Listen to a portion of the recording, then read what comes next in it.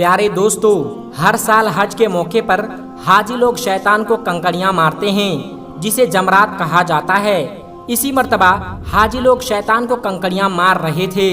تو اسی دوران ایک ایسا واقعہ رونما ہوا جس پر یقین کرنا مشکل ہے۔ آج کی اس ویڈیو میں ہم آپ کو حج کے دوران پیش آنے والے اس عجیب و غریب واقعہ کے بارے میں بتائیں گے جسے سن کر آپ لوگ بھی دنگ رہ جائیں گے۔ اس لیے آپ سے گزارش ہے کہ ہماری اس ویڈیو کو آخر تک ضرور دیکھیے گا، اور اگر ویڈیو پسند آئے تو ویڈیو کو لائک کر کے چینل کو سبسکرائب ضرور کر لیجئے گا۔ دوستو، فرائض کی ادائیگی میں سب سے مشکل مرحلہ حج کے دوران جمرات کو کنکریاں مارنے کا ہے۔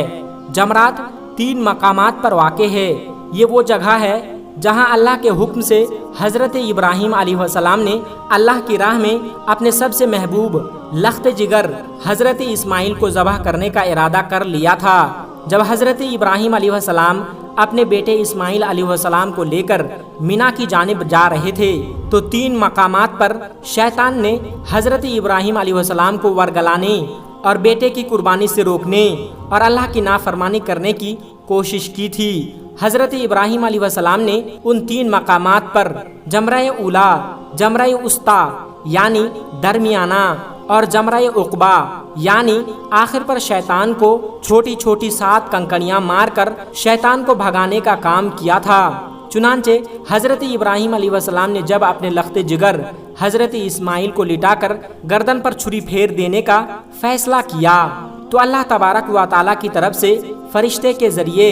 بیٹے کی جگہ جنت سے ایک میڈھا ذبح کرا دیا گیا تھا۔ شیطان کو 3 مقامات پر 7 کنکریاں مارنے کا عمل اللہ تبارک و تعالیٰ کو اس قدر پسند آیا کہ یہ عمل مناسک حج کی ادائیگی کا حصہ بنا دیا گیا، جس کے مطابق ہر سال حاجی اللہ تبارک و تعالیٰ کے احکام اور سنت ابراہیمی و رسول اللہ صلی اللہ علیہ وسلم کے مطابق شیطان کو کنکریاں مارتے ہیں۔ یہ عمل اعلیٰ درجے میں ہے جس کا مقصد ہر مسلمان کو تربیت دینا ہے کہ زندگی کے ہر مرحلے میں شیطان جہاں جہاں بھی ورگلانے اور نیک کام سے روکنے کی کوشش کریں تو اسے مار مار کر بھگا دیا جائے اور اپنے آپ کو شیطان کے اثرات سے بچا لیا جائے۔ اس بار بھی حج کے دوران حاجیوں نے شیطان کو ان 3 مقامات پر 7 کنکریاں ماری، مگر اس دوران جو ہوا اسے دیکھ کر سب لوگ دنگ رہ گئے۔ دوستو، مناسک حج کی ادائیگی کے دوران جب سے امت مسلمہ کی خوشحالی کے باعث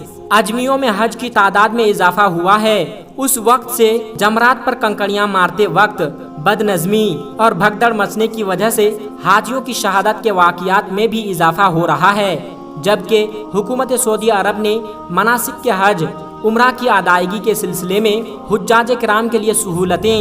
اور ہر قسم کی آسائشیں فراہم کرنے کے لیے بہترین انتظام کیے ہیں۔ جمرات میں کنکریاں مارنے کا جہاں ہموار زمین انتظام تھا، وہ اب وہاں 4 منزلہ کشادہ نظام موجود ہیں، جس کی وجہ سے جمرات پر حادثات بھی خاص آئی ہے۔ لیکن کنکریاں مارنے کے اعلیٰ انتظام کے باوجود گزشتہ سال شیطان نے ایسے حربے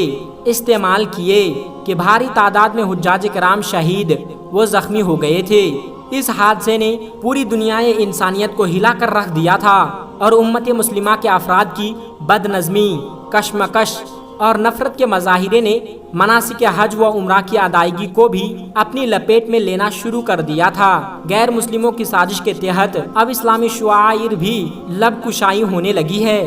کہ ایک مسلمان مٹی سے بنے ستونوں جمرات کو کنکریاں مار مار کر شیطان کا سر کچلنے کی کوشش کر رہے ہیں۔ کیا اس سے شیطان مر جائے گا؟ دوستو، اس حوالے سے آپ کو بتاتے چلیں کہ اس بار حج کے موقع پر جب حاجی شیطان کو کنکریاں مار رہے تھے تو 3 مقامات پر بیشتر حاجیوں نے ایک غلا نما انسانی جسم دیکھنے کا وعدہ کیا اور بیشتر نے ایسے شیطان سے تشبیہ دی۔ مینا میں جس طرح احکام الہی اور سنت ابراہیمی کی مخالفت کرنے والے شیطان کو کنکریاں مار مار کر سنسار کرنے کا عمل بروئے کار آتا ہے، یہ اپنے مخالف اور دشمن کے خلاف نفرت و حقارت کی علامت کے طور پر کوئی شخص بھی یہ ہرگز نہیں سمجھتا کہ اس اقدام سے شیطان یا مخالف کا عملی طور پر سر کچلا جاتا ہے یا اس کا وجود ہمیشہ کے لیے ختم ہو جاتی ہے، جیسا کہ بعض اسلام مخالف پروپیگنڈا باز یہ اعتراض کیا کرتے ہیں کہ مسلمان اتنے سالوں سے شیطان کو کنکریاں مارتے چلے آ رہے ہیں، پھر بھی شیطان زندہ رہ گیا ہے۔ حج کے موقع پر جمرات کو ماری جانے والی ننھی اور چھوٹی کنکریاں شیطان کو کیا نقصان پہنچا سکتی ہے؟ مسلمانوں کو یہ نتیجہ کار گزاری میں وقت ضائع نہیں کرنا چاہیے۔ غیر مسلموں کے پروپیگنڈے کا مقصد مسلمانوں کو اسلامی شعائر سے متفر اور مایوس کرنا ہے، جبکہ اپنے مخالف اور دشمن کو سنسار کرنے اور اس کی قبر وغیرہ پر بھی پتھر پھینک کر اظہار نفرت کرنے کا واقعات قدیم زمانے سے چلے آ رہے ہیں۔ دنیا کے ہر مذہب اور ہر قوم میں کسی نہ کسی صورت میں اس طرز عمل کا رواج رہا ہے، جیسا کہ حضرت نوح علیہ السلام کی قوم نے ان کی اصلاح کی کوشش کی اور احکام الہی کے تبلیغ کے باوجود جواب میں یہ کہا تھا۔ قرآن مجید کی سورۃ الشعراء میں ان الفاظ کے ساتھ اس کا تذکرہ کیا ہے کہ اے نوح علیہ السلام، اگر تم باز نہ آئے تو تم بھی ان لوگوں میں سے ہوگے جو سنسار کیے گئے تھے۔ گویا مخالف کو سنسار کرنے اور اس پر پتھر پھینکنے کی رسم حضرت نوح علیہ السلام سے پہلے سے چلی آ رہی ہے۔ اسی طرح اہل مدین نے حضرت شعیب علیہ السلام کی تبلیغ و نصیحت کے جواب میں یہ کہا تھا، جو کہ قرآن کریم کی سورہ ہود میں ان الفاظ میں ذکر آتا ہے کہ اے شعیب، جو باتیں آپ کر رہے ہیں ان میں سے بہت سی باتیں ہم نہیں سمجھتے اور ہم تجھے اپنے اندر کمزور اور ضعیف سمجھتے ہیں۔ اگر تمہارے ساتھ تیرا قبیلہ نہ ہوتا تو ہم تجھے سنسار کر دیتے، اور تو کسی طور پر بھی ہم پر غلبہ پانے والا نہیں ہے۔ قرآن کریم میں بیان کردہ حوالوں سے یہ اندازہ لگایا جا سکتا ہے کہ مخالف اور دشمن کے خلاف غیظ و غضب اور نفرت کے اظہار اور سنساری کا عمل زمانہ قدیم سے چلا آ رہا ہے۔ دوستو، مسیحی کتابوں میں بھی اس کا تذکرہ موجود ہے کہ حضرت عیسیٰ علیہ السلام نے انجیر کا درخت دیکھا، اس کا پھل کھانا چاہا۔ جب آپ اس درخت کے قریب گئے تو موسم نہ ہونے کے سبب وہاں پتوں اور شاخوں کے سوا کچھ نہیں تھا۔ اس پر آپ نے اظہار ناراضگی کی اور فرمایا کہ تو کبھی پھلدار نہیں ہوگا۔ چنانچہ انجیر کا وہ درخت خشک ہو گیا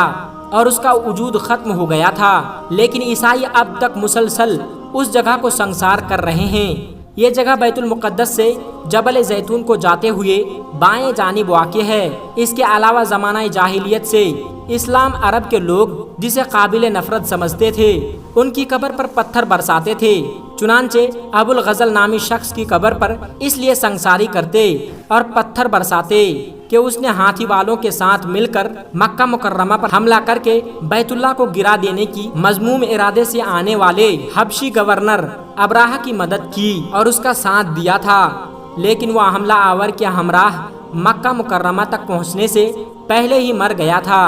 تو دوستو، آج کی ویڈیو میں بس اتنا ہی۔ ملتے ہیں ایک پھر نئی ویڈیو کے ساتھ، تب تک السلام علیکم ورحمۃ اللہ وبرکاتہ۔